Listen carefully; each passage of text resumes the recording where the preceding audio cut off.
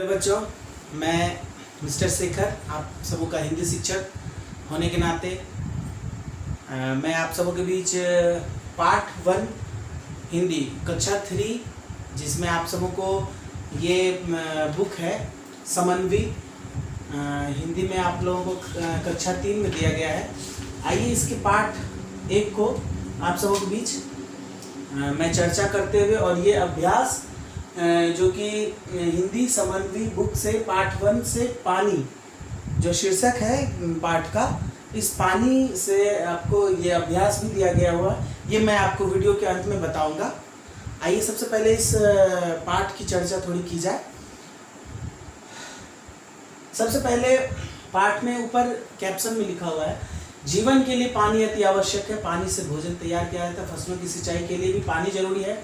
पानी से बिजली तैयार होता है, किंतु गंदे पानी से बीमारी फैलती है तथा बाढ़ से क्षति भी उठानी पड़ती है। हम लोगों को पानी की बचत करनी चाहिए, इसे निरर्थक ना बहाएं, तभी तो कहा गया है जल ही जीवन है। सही में बच्चों, हम जानते हैं कि जल हमारे लिए, पानी हमारे लिए कितना आवश्यक है और हमें हमेशा इस बात को ध्यान में रखना चाहिए कि पानी को हम किस तरह से अपने उपयोग में लाएं और पानी की बर्बादी ना करें। तो इसी बात को ध्यान में रखते हुए और साफ पानी हमारे लिए किस तरह फ़ायदेमंद है और गंदा पानी हमारे लिए किस तरह नुकसानदेह है, इस चीज़ों को की जानकारी हमें इस पाठ में मिलेगी। आइए, ये एक कविता है, इसकी कुछ पंक्तियां आप सबों के बीच मैं लेकर के सुनाऊं। आओ सुनाऊं तुम्हें कहानी, पानी की यह अजब कहानी। अगर नहीं होता यह पानी, मगर मछली कैसे जी पाते, कैसे तुम सब प्यास बुझाते, कैसे चावल रोटी खाते। सही बात है कि यदि पानी नहीं होती तो पानी में मछली और बहुत सारे जीव हैं, वो कैसे जी पाते, हम सब अपना भोजन कैसे तैयार कर पाते, कैसे हम कुछ बना पाते, कुछ पका पाते, कैसे हम फसल उगा पाते। ये सब पानी के लिए ज़रूरत की चीज़ें हैं। जिस बर्तन में रख लो इसको वैसा ही बन जाता पानी, कभी भाप बन आसमान में, बादल बन उड़ जाता पानी, या धरती के अंदर जाकर भूजल से मिल जाता पानी। पानी की एक खास बात है कि ये जिस बर्तन में रहता है उसी के जैसा हो जाता है। आप बच्चों अपने घर में देखते होंगे कि पानी को यदि किसी पॉट में, किसी बर्तन में रख दे तो पानी और उस बर्तन में कुछ आपको बीच में और कुछ नहीं दिखेगा। पानी का अपना आकार जो है, पानी का जो कलर है वो बर्तन के जैसा ही बन जाता है, स्वरूप बन जाता है इसका।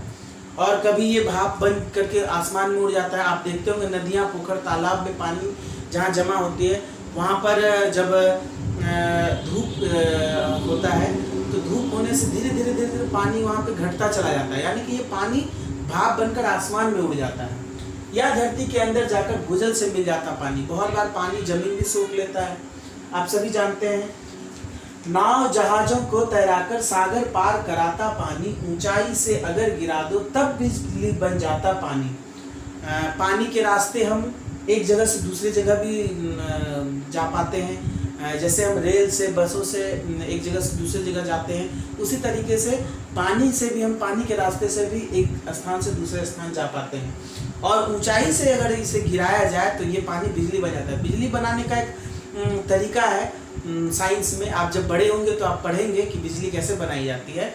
तो उसमें एक तरीका है, पानी को ऊंचाई से गिराया जाता है और फिर उसका जो प्रोसेस है वो होने के बाद बिजली पानी से बनता है।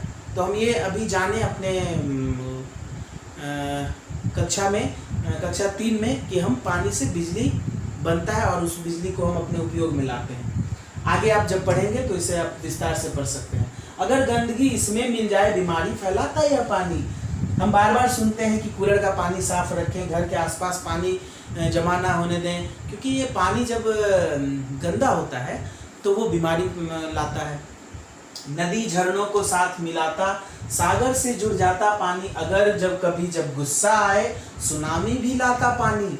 यानी कि ये जब पानी नदी, झरनों, तालाब, छोटे छोटे तालाब से मिलकर के नदी में गया, पहले झरनों में आया, फिर तालाब में आया, या किसी तरीके से वो नदी में मिला, नदी से फिर वो लास्ट में, अंतिम में पानी का वो अलग अलग जगह से बहते हुए किसी एक उनका मुकाम है, एक मंजिल है पानी का।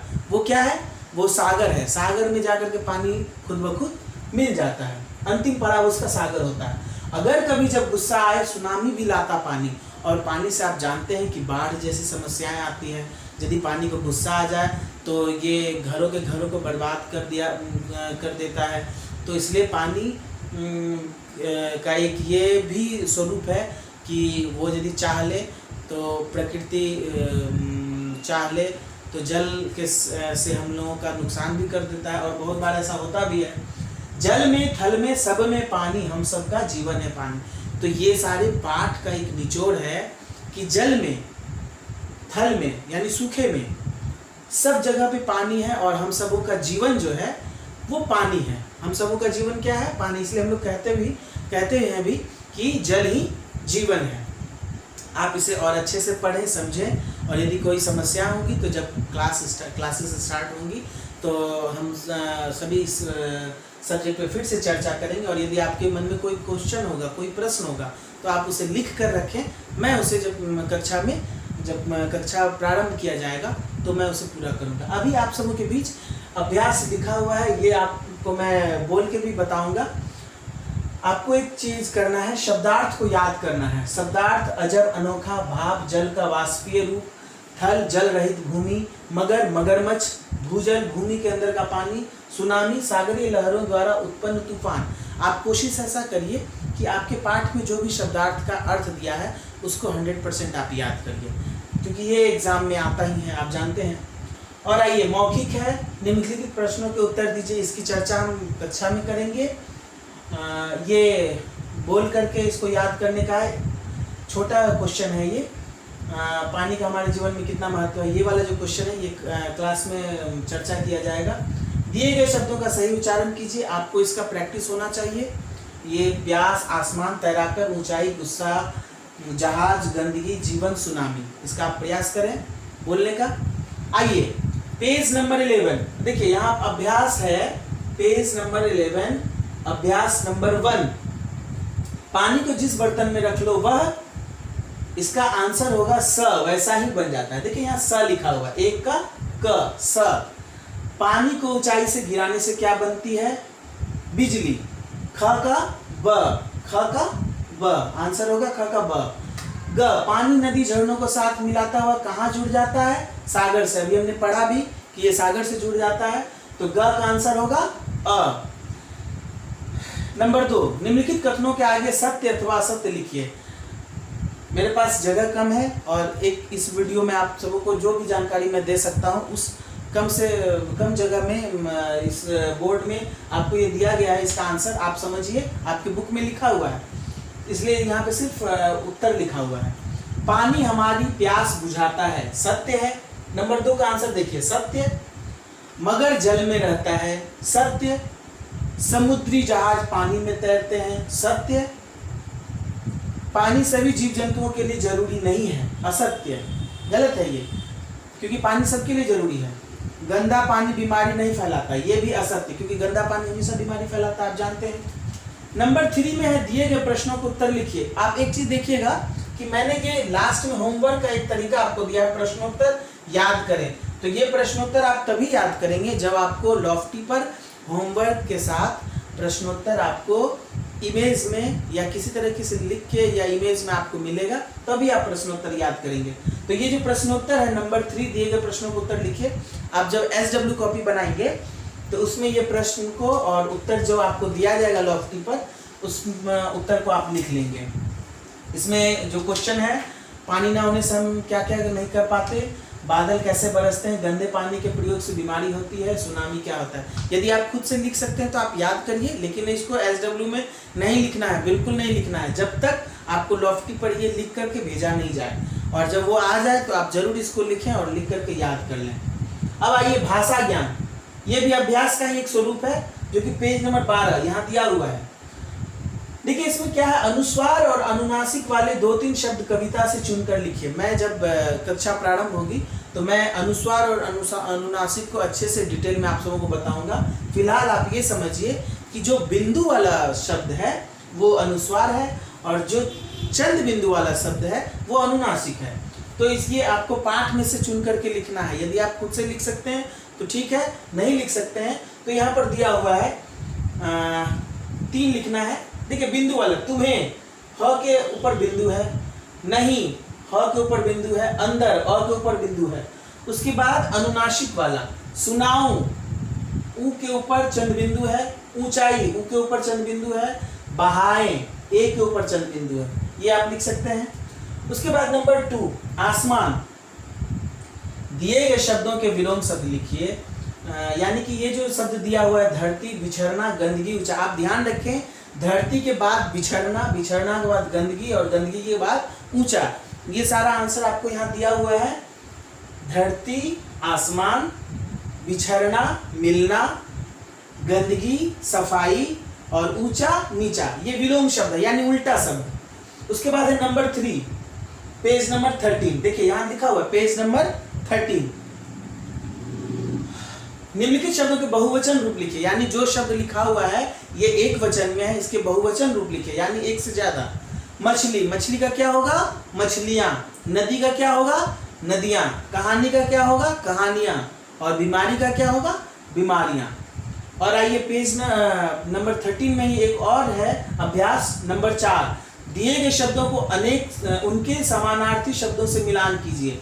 दिए गए शब्दों को उनके समानार्थी शब्दों से मिलान कीजिए। समानार्थी का मतलब ही होता है समान अर्थ देने वाला, जो एक जैसा अर्थ दे। यानी पानी का क्या होगा? जल। देखिए यहाँ लिखा हुआ, आपको ये क्वेश्चन जो शब्द वाला पार्ट है ना, ये शब्द वाला पार्ट आपको क्वेश्चन है और समानार्थी वाले पार्ट को मैंने आंसर में लिखा है, इसलिए आप कंफ्यूज नहीं होंगे। पानी का होगा जल, मछली का होगा मत्स्य, बादल का होगा घन, नदी का होगा सलीला और धरती का होगा धरा। धरती का होगा धरा। आप यहाँ देख सकते हैं अच्छे से, जल, मत्स्य, घन, सलीला, धरा। अभी ये वीडियो जब एंड होगा तो मैं 1-2 सेकंड के लिए ये बोर्ड आपको दिखेगा, आप बोर्ड से आप स्क्रीनशॉट लेकर के आप देख सकते हैं। तो आइए शॉर्ट में मैंने इस पार्ट को आप सबों के बीच रखा।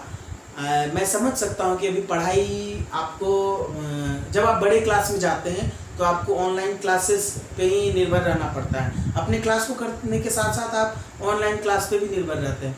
तो ऑनलाइन क्लास अभी हम लोगों की मजबूरी है, तो इस मजबूरी को मजबूरी ना बनाते हुए हम इसको अपना ताकत बनाते हुए इससे पढ़ाई करते हैं और इससे आगे बढ़ाते हैं अपनी पढ़ाई को, क्योंकि हमारा भविष्य आज के समय में बहुत खतरे में है। तो हमको ऑनलाइन पढ़ाई को सीरियसली लेना होगा। और आप ध्यान में रखिए इस चीज़ को कि आपको अपना कोर्स पूरा करना है, क्योंकि भविष्य अपना खराब नहीं करना है। हमको अपना क्वेश्चन आंसर अभ्यास सब कुछ अपना अप टू डेट रखना है। तो आप इसको करें और आपके पास होमवर्क है, शब्दार्थ याद करें, अभ्यास लिखें एवं याद करें, प्रश्नोत्तर याद करें। शब्दार्थ आपको बुक में दिया गया है, अभ्यास आपको मैंने करा दिया, प्रश्नोत्तर आपको लॉफ्टी में होमवर्क जब दिया जाएगा उस टाइम में आपको प्रश्नोत्तर भी दिया जाएगा। आप एक चीज़ और कर सकते हैं, आप एक CW तो अभी नहीं ज़रूरत पड़ेगा आपको, HW में आप प्रश्नोत्तर को लिखें और एक रफ कॉपी बनाएं जिसमें आप जो याद करते हैं शब्दार्थ हो या अभ्यास हो उसको आप याद करने के बाद लिखने का प्रैक्टिस करिए खाली समय में। अभी तो खाली समय है, स्कूल उतना जाना नहीं है, तो आप खाली समय में अपने लिखने का प्रैक्टिस करिए, जिससे क्या होगा कि आपको हर चीज़ याद रहेगा। कभी भी आपको एग्जाम में लिखने का प्रैक्टिस ज़्यादा ज़रूरी है। आपको पूछा नहीं जाएगा क्वेश्चन, आपको क्वेश्चन दिया जाएगा और उसका आंसर लिखना होगा। तो लिखने का बच्चों प्रैक्टिस हमेशा आपको ज़रूरी है, उसको आपको करना ही होगा, ठीक है। और यदि आपको कोई समस्या इस पाठ के दौरान आए तो आप इसको लिख करके रखें और जब कक्षा प्रारंभ की जाएगी तो उन सारी समस्याओं को मैं दूर करने का कोशिश करूँगा। एक बार फिर से आप सबों को गुड डे। और मैं शेखर, आप सबों का हिंदी शिक्षक कक्षा 3 का, आप सबों की उज्जवल भविष्य की कामना करता हूँ। आइए आप एक बार बोर्ड को देख लीजिए अच्छे से और इसका स्क्रीनशॉट लेकर के आप अपने अभ्यास को कंप्लीट करिए। धन्यवाद।